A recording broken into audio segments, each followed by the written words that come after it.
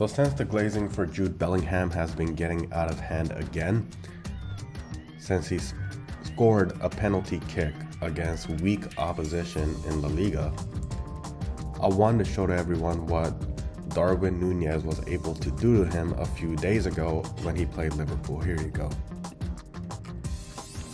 Watch. Insane.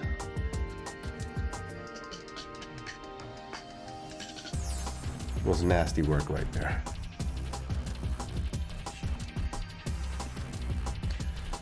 We're also going to talk about the state of the season right now, where we stand, as we share standings, how players are doing, what to look ahead to. So let's get to it. Guy watching, sometimes you gotta pop out and show. Certified boogie man, I'm the one that up to score with him. Walking down the whole time, I know he got some him. Pull on him, extort. Next up, we have to talk about the Champions League, guys, and Liverpool is running away with it. Are they my favorite to win it all? I'm going to go against the grain here and say no. I believe that what's been biting Barcelona in a first-year manager is going to bite Liverpool eventually. Inter's my favorite to win it all, and I believe Arsenal can hit their stride or hit their peak at the right time and make a deep run. Good to see some of the other teams up here like Bayern Leverkusen. I believed that they had the best 10 in the world in Florian Wirtz, but he hasn't been having the kind of season he can be having. Like, let's even look at the stats here. Lewandowski tearing it up. This also, when you look at the top 8, tells you about which leagues are standing out. Just do the count, right? We have the French League, Premier League, Bundesliga. I believe this is Serie A, Bundesliga, La Liga, Serie A, Premier League. Because they all have to play each other to get to the top 8. So you have 2 teams from the Premier League, 2 teams from the Serie A, 1 team from the La Liga, 2 teams from the Bundesliga, and 1 team from the French League, or Ligue A. Great to see this breakdown. And as we scroll down, a lot of surprises here. A lot of surprises. I knew a lot of people thought that Bayern Munich was going to be great this year. Aston Villa started out great. These guys surprised people. Manchester City has clearly declined, and they've been on a downward slope like none other recently. And look who we have here. Real Madrid, the favorites, the super team. They have collapsed. PSG, people thought that Mbappe leaving was going to make the team better because he was supposedly bad for the locker room. It clearly hasn't made them better. Everybody wants to point the fingers at Mbappe, but I believe he gets too much blame. There's other players on Real Madrid that deserve more blame, such as one I referenced earlier in this video. Kind of crazy to see this play out though. But that's where we stand with the Champions League. Who knows which of these teams will make a deep run based on what's here, but when you look at it, any of these teams here are not in a good spot because you have to play in a tournament to qualify for the knockout stages. And when you get to that point, you're just going to be beat. For example, I can look at Real Madrid here, and I've been saying this. Even if they qualify for this tournament, because they're right on the edge, they don't have the depth on their roster on defense to where they can get to the knockout stages and do well.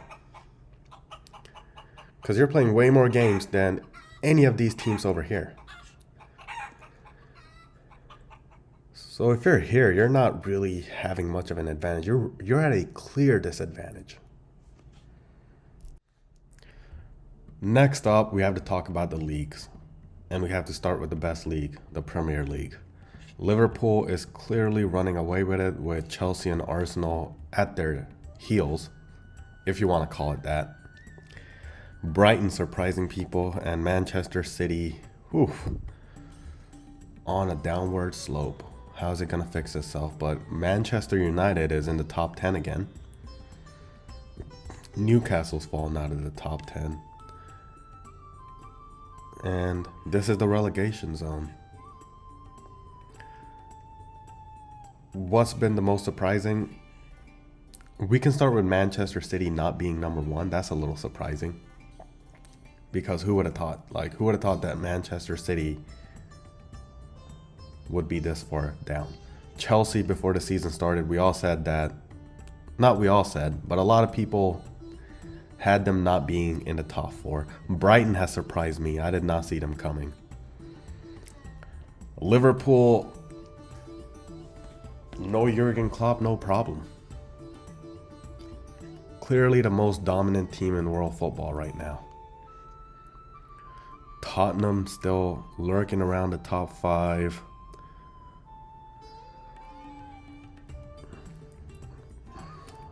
What else can you say? I mean, that's just been what's surprising.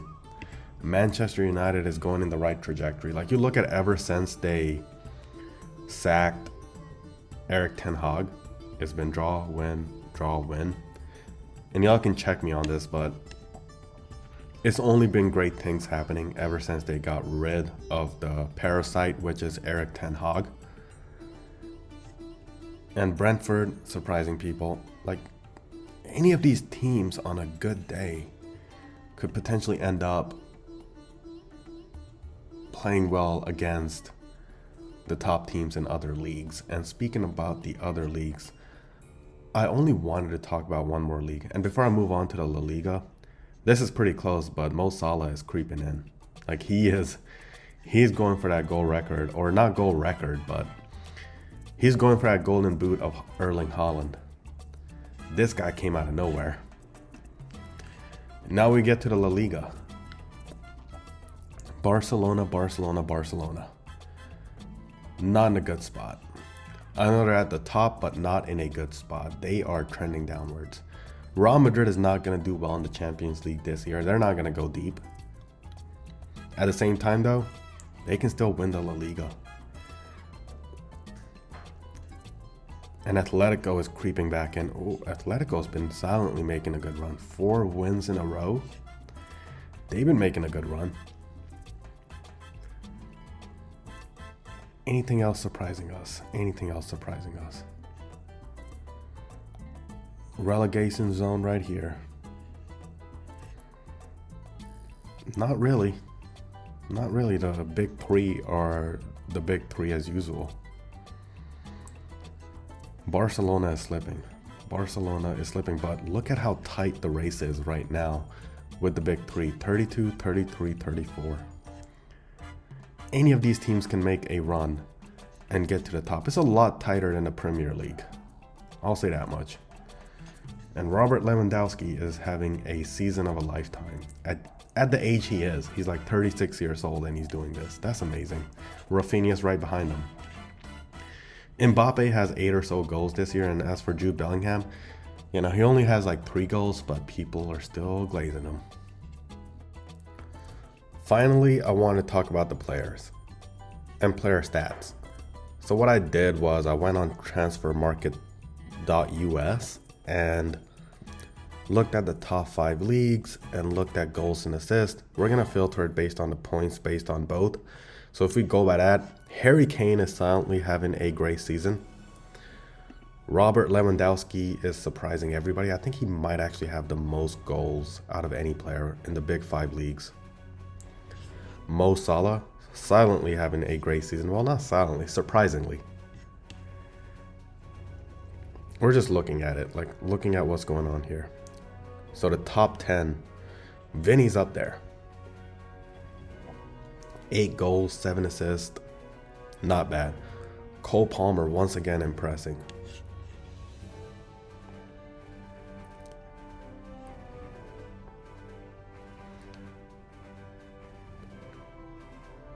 So Mason Greenwood. That's just the top 25 right now. Kylian Mbappe's not doing the worst. He has 8 goals, but only 1 assist. But this is what we're looking at. Nico Jackson, 8 goals, 3 assists. Lamine Yamal, a lot of assists. Selfless player. But if you're to break down who's killing it this season, just look at the top 10 and focus on those. Harry Kane, silently doing well.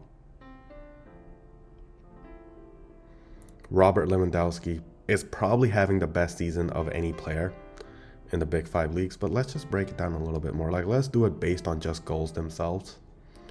Yep, Robert Lewandowski is leading everybody right now. See, that's why we can't just do it on goals themselves, but Lewandowski, Harry Kane, 2 great seasons so far. Rafinha, great season. How does this change?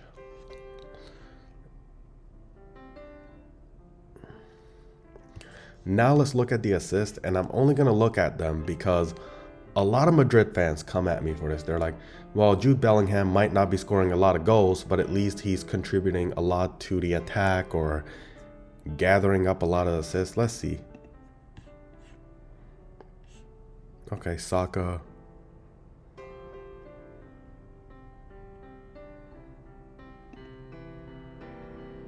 Once again, Harry Kane having a great season. Lamine Yamal. Christian Pulisic, America represent. I don't see Jude Bellingham here. Let's look on the second page.